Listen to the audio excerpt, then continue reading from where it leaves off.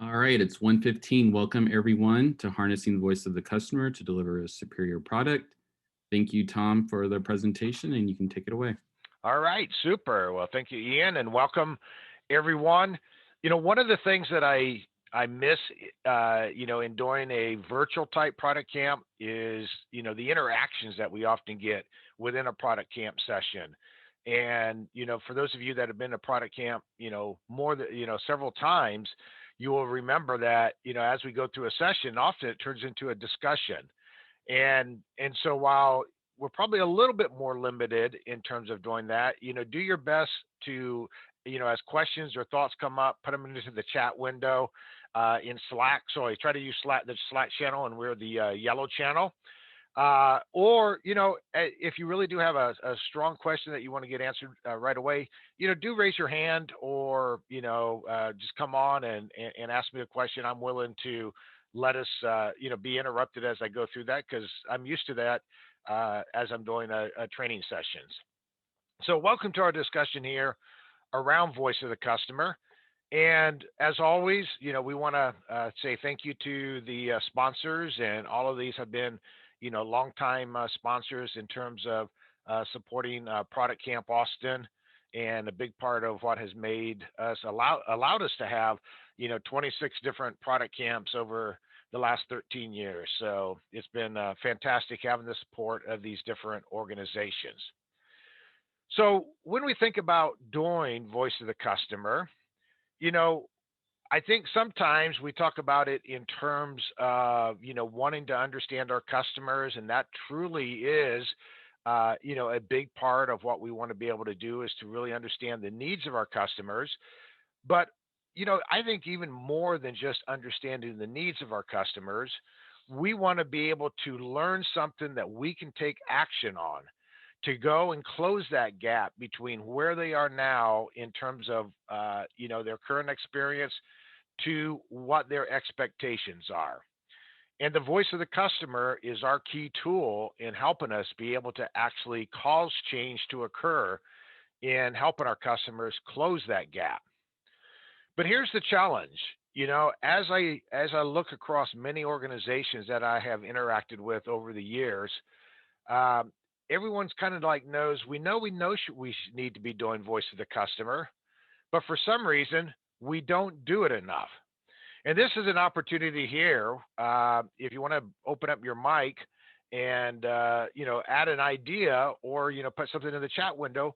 What gets in your way of doing voice of the customer? Why do we not do it at all when we know we should, or why do we not do it as much as we should?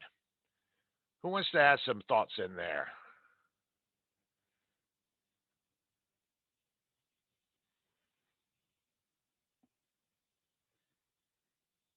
Anybody?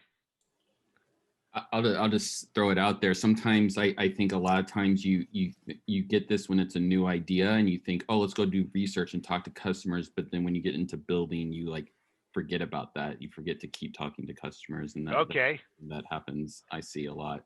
Okay, and I think what you're saying, Ian, is we might do the upfront work of it, but then once we get into the build mode or deliver mode, we kind of we lose that continuity and keeping in touch with them. Here's how you can get to the video. Michael has shared in chat a clickable bit.ly link. You can click that right now from your laptop or phone. Okay. Sorry, let me try to. Yeah. There we go. All right. Anyone else? Any thoughts in terms of what gets in the way of doing voice of the customer? I think so. This one. Oh, go ahead. Okay, Bianca. Oh, sorry. So this one is unique to my product specifically. So I work on a product that serves 13 to 18-year-olds planning for college. And so most of our target audience are minors. So kind of that legal red tape of talking to minors. Mm-hmm. Okay. But there are still ways to be able to do that without, I understand there's a barrier, but, the other thing I would think of too is not to say that ultimately your target is the parent, but what role does the parent play in terms of doing that? Absolutely. Yes. Yeah. Yeah. I was just, who was I? I was just talking to somebody. Oh yeah. There was just talking to somebody yesterday, and they're doing something that is targeted toward college students. And so, as we're looking at it, they were definitely, the college student is part of their voice of the customer effort. The college administration themselves would be part of it. There were the parents who definitely needed to be part of it. And there are actually some other stakeholders, in the community that actually needed to be part of their overall consideration. And so I think sometimes we might even become a bit overwhelmed by, the range of voice of the customer that we may need to do. How many have run into the situation where I want to talk to customers, but sales won't let me do that? Anybody run into that?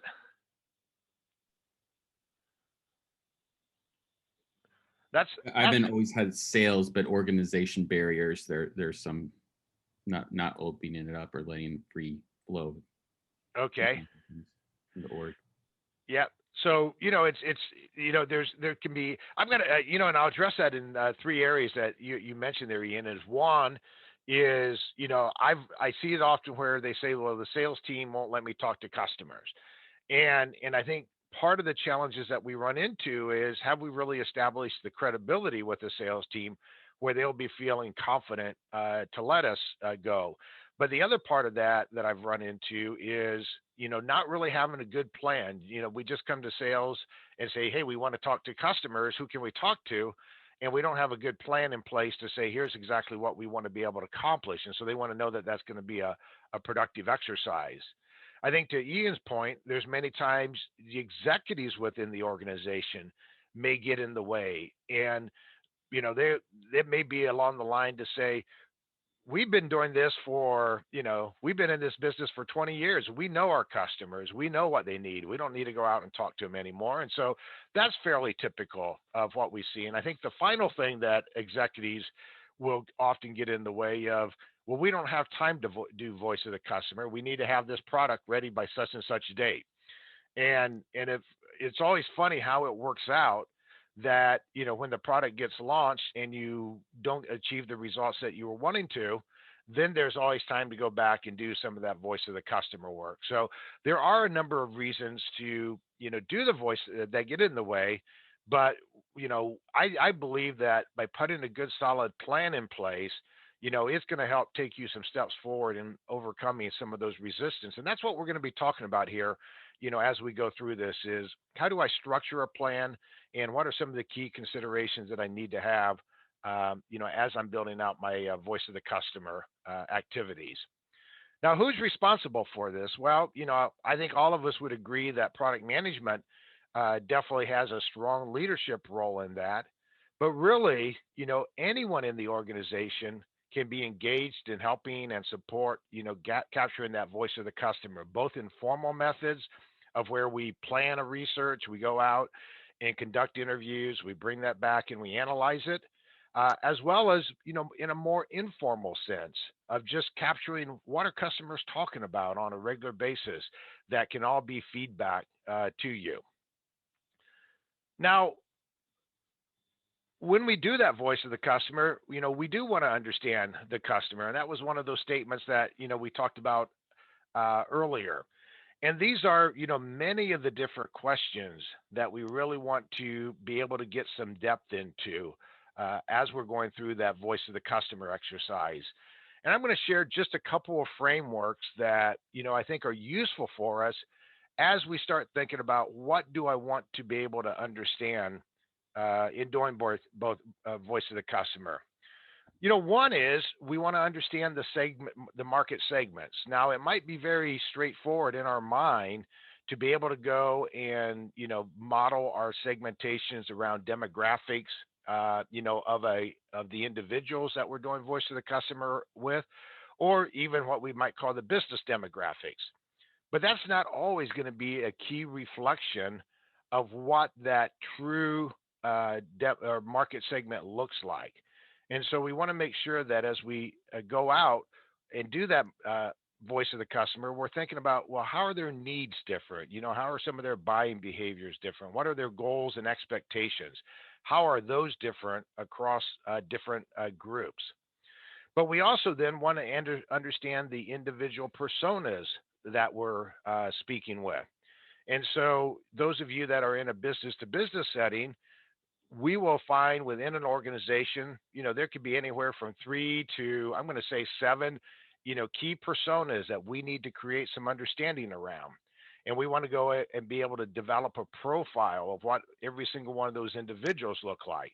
So there's some additional insight that we need to do. Now, we may not do that on every single voice of the customer activity, but it is something that we want to make sure that as a part of our overall voice of the customer activities, we've done the work to really understand those segments and those personas, and then we take advantage of other activities to continue to validate that these are still the right segments, the right persona definitions for the products that we have. Now, another thing, oh, go ahead, question? I was going to ask, maybe you covered this as you progress, but I'm curious, do you have a recommended cadence? Like how frequent should we be touching base with the customer? Things like that. So, there's definitely, as I am evaluating a new opportunity, and that can be either a new product or, some new major feature development that I'm doing for a product. There's definitely a cadence there that should be done before I go and, finalize my requirements. And, if I have to do a business case, finalize that business case and move on into, the development phase. And then as Ian talked about, we definitely want to stay in touch with them throughout that. But, the other part of that, and this is the best practices that I've seen as I look at different people and organizations, is just have a regular cadence of where you try to do, anywhere from say 2 to 4 voice of the customer activities per month. And so, that's just kind of that continuing staying in touch, using those sensors to try to get additional feedback and insights. Okay? Thank you. Yes, thanks. All right. So one of the, models that I have really become fond of to think about in terms of really understanding customer needs is the concept of jobs to be done. So some of you may, have heard of it. Some may have read about it. Some have maybe actually learned deeper and applied it. And, there's several different people out there that have talked about it. Clayton Christensen, I think, is really the one who popularized, the concept of jobs to be done. But I think a lot of the foundational thought, and I won't say he was the only one, but, Tony Alwick is one who really did some of the foundational research, and he's definitely taken it, to a deeper level than where I think Clayton Christensen took it. And when he talks about it, he says, as somebody is trying to accomplish a task, try to understand what are those steps in that. And I'm not talking about like you would do in a story mapping exercise. So that's probably not a bad way to get there. But when I'm in a story mapping exercise, I'm really trying to think about how are they going to interact with my product. Well, when I'm doing the jobs to be done, I really want to understand what it is they're trying to accomplish without regards or without consideration of what specific solution they're using. And so this becomes really powerful when I take a step back up and pull myself away from my current solution or the current solutions that they are using and just really try to understand what are the key jobs that they need to do to achieve a specific desired outcome. And so as you analyze that, you can create a hypothesis around what we think it takes them to prepare for that, how that execution looks like, what those, how do they monitor that they're executing that task correctly and that they're moving toward that outcome, and then what changes they may make along the way, and how do they finally finalize or confirm that they've actually accomplished that specific outcome. And so for each of these, we can either create some hypotheses that we believe to be true, or, we can use this as part of our learning model as we go out and do our voice of the customer work. Now, I'm going to talk through just 3 key steps in terms of, getting ready and actually executing the voice of the customer. And that first one, of course, is that planning and preparation. Now, this is going to be kind of a, synthesized version of things that you need to do because there's a lot more detail that you need, but I want to cover these key topics in terms of what we want to accomplish with the voice of the customer. And I think this first part is just setting our strategy, of what we want to accomplish as part of a specific exercise. So I go back to Doran's question, if I'm just doing regular touch points with customers, I may not have a specific objective there other than I just want to do a check-in, hear what's new, et cetera. But definitely as I'm looking at new products or I'm looking at new, new features for a product or enhancements to a product, I do have a pretty clear objective in place. And so this is where you may say, I've heard something, I've used my, sensors around the customers, and, this is what I'm hearing from them that I believe is interesting for me to be able to go and better evaluate. So I've heard something that gives me some evidence of a need or an opportunity. And so I can write this out as a hypothesis statement. And this is one way that you might write this out is this is what we believe to be true, and here is the evidence for it. And now, once I state that, what I believe to be true, the next step of this is for me to say, what questions do I need to get answered to help me either validate or reject this specific hypothesis? Now, do you actually have to write it out like this? Maybe not necessarily, but I tell you why I think this is valuable is because the thing that gets us off track so easily when we're doing voice of the customer is not having a really clear direction or, a good clear direction or objective to it. And I believe by writing this hypothesis statement and then setting up those questions that need to be answered really help you clarify your thinking and help you go and get that clarified with other organizational stakeholders and enables you to get alignment across other organizational stakeholders. And then one of the other things that you want to do is to make sure that I get a good representative cross-section of your target population or your, the target market segments that you're reaching out with. And so instead of just saying, well, let's see who we can talk to, I really should go clearly and map out what I believe my market segmentation model is, and then set some, really sharp objectives around how many of each type of profile do I want to interview as part of my voice of the customer activity, so that I know that I have gotten or I've reached out to and been able to interview that representative sample within the market, and I haven't added, any bias to it. One of the things that will come out of this is once you have your strategy is to create a discussion guide. And so that those key strategy points that I just talked about are going to be that key input to come up with a discussion guide. And, put that together, think about how you introduce yourself. How do you go and establish some rapport? Because you don't want to just go right into asking questions because that just feels a little bit cold and abrupt. What are some of the soft questions that you can put out there to make them feel comfortable and warm up to you? And then you can start figuring out what else do I need to be able to delve into in more detail. And, as we're doing this, practice it. I think if we don't do this on a regular basis, that is, do voice of the customer activities on a regular basis, we're not going to, we don't want to walk into a session and not have been well prepared for it and not have been prepared for different types of scenarios that we could potentially face. And so that practice is just so critical. And that, get with other stakeholders in your organization, get with some of your fellow product managers and practice the voice of the customer. Let them act like the customer. Let them act out several different scenarios where somebody may be, a real friendly interview, and then someone else is a more difficult type interview, because that is going to make us feel comfortable. It's going to teach us the type of follow-up questions that we need to do to be able to go and successfully execute that voice of the customer. Then we want to go out and do that execution. Now, one of the things that we hear more and more often here in recent years is not just understanding their needs, but really get to understand them as a person and be able to empathize with them. And so, we think more about it in terms of not just interviewing them, but actually having this empathy interview.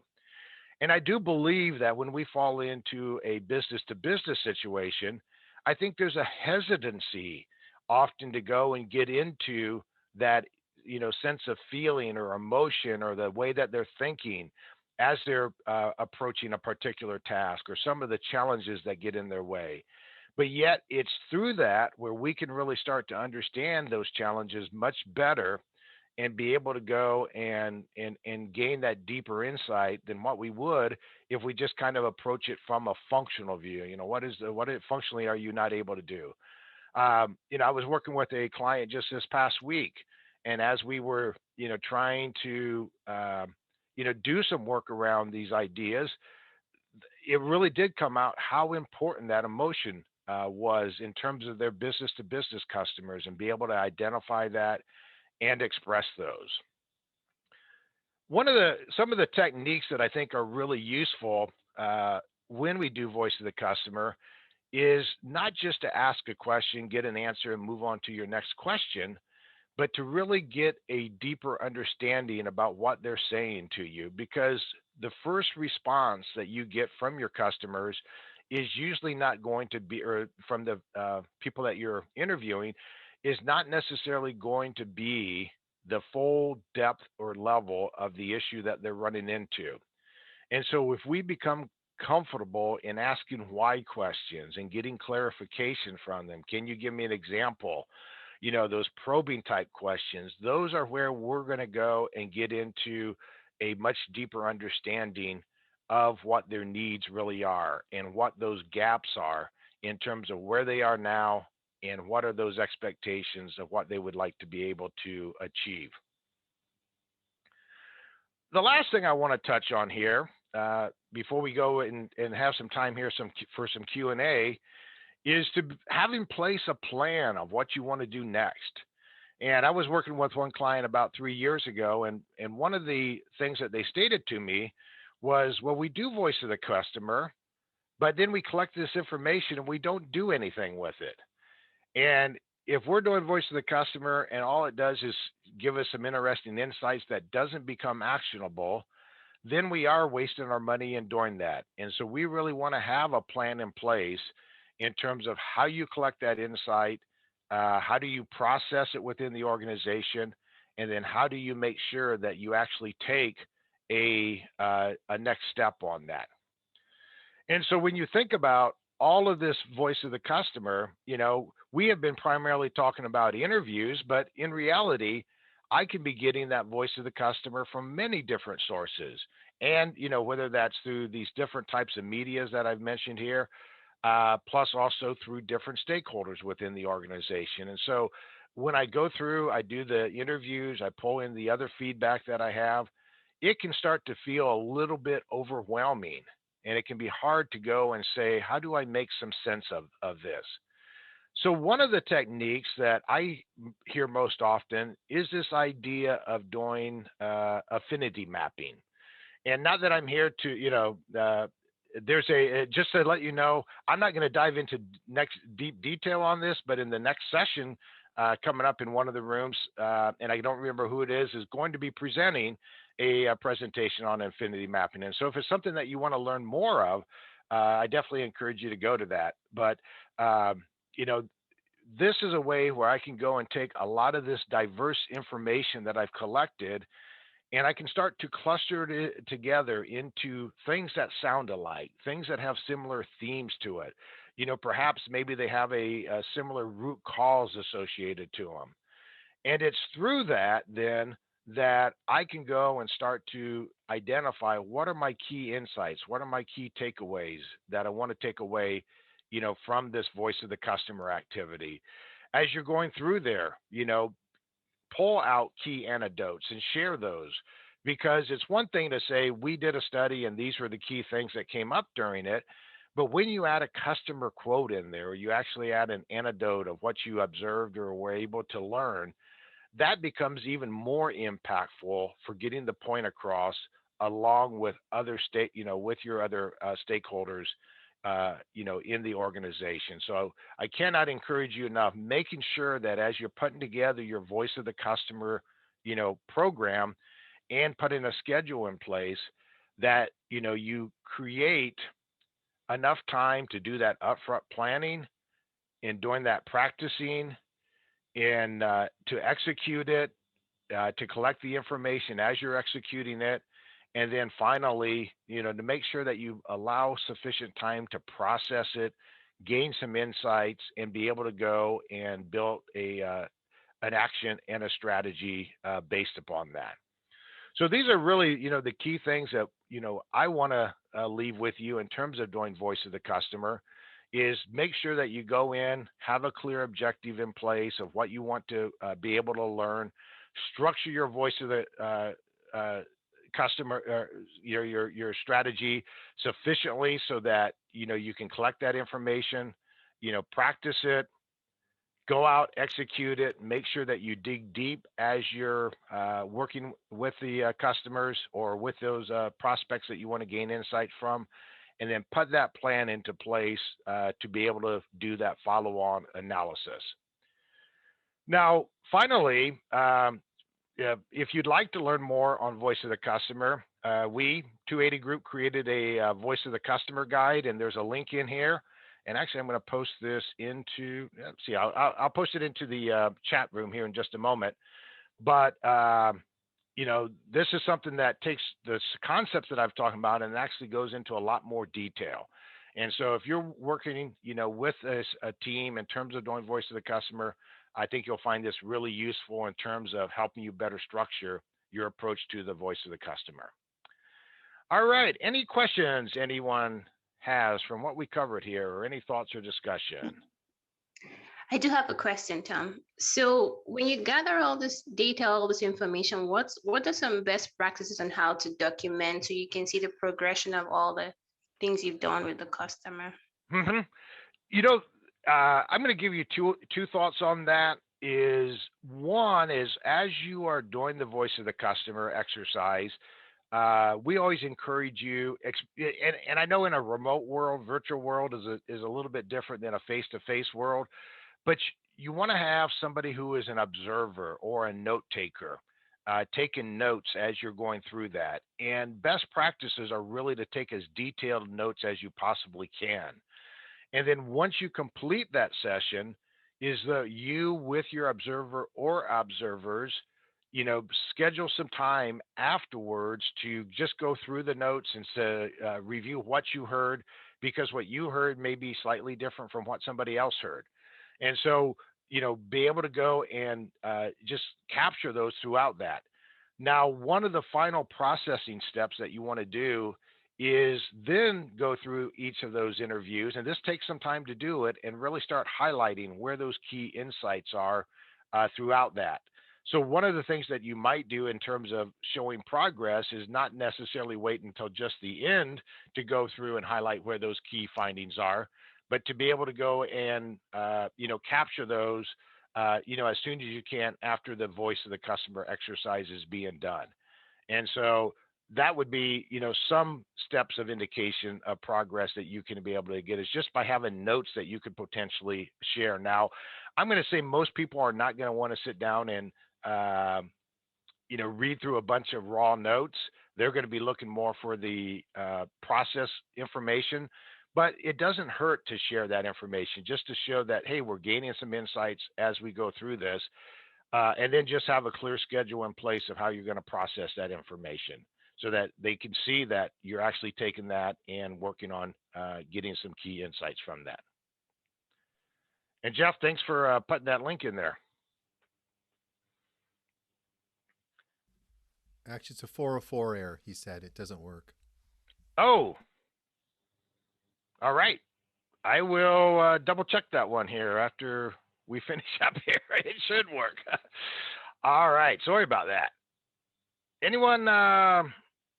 Any other questions? We have, I guess, just about one more minute here. So, yeah, I have a quick question for you. So, regarding just getting something like this started and being able to justify it to a leader that maybe thinks we know enough already, or we don't have time for extra activities like this, is there a format that you find works really well with executives? When I run into that challenge, and as I'm talking to different stakeholders, I think you could go out and try to argue or present as much evidence as you possibly can in terms of, going out and seeing what the market is saying about, doing something like that.